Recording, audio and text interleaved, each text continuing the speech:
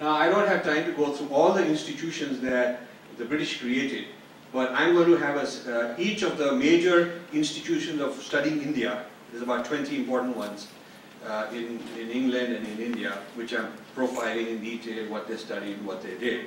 But I'll point out 2 or 3 points. One is 1806 East India College is set up by Charles Grant, who was an evangelist, and its charter says very clearly that we want to inoculate young Englishmen against Indian culture with a heavy dose of English, we don't use the word Eurocentrism at the time, but English civilization superiority.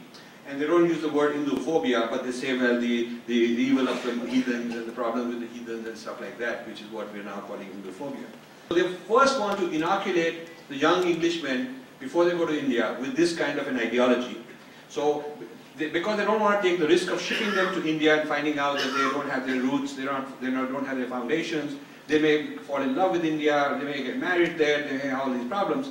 So then we won't have them ruling India anymore. So they really give them this heavy dose in this college, and then they send them to India-based colleges to teach them local language and local customs so they can be very friendly and schmooze around and charm Indians and be able to manage them and deal with them. Then there is a Sarampur Seminary in Calcutta, which is still there. It's one of the evangelical intellectual hubs set up, and there's several of these set up at that time.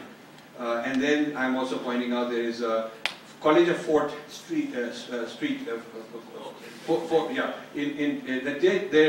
main point is that they championed Dravidianism in Tamil Nadu. So they were the Indologists creating the whole Dravidian counterbalance to the, opposition to the Aryan identity which was being created. And they were using Tamil scholars in big time, for encouraging them, patronizing them to create this sense of Dravidian identity.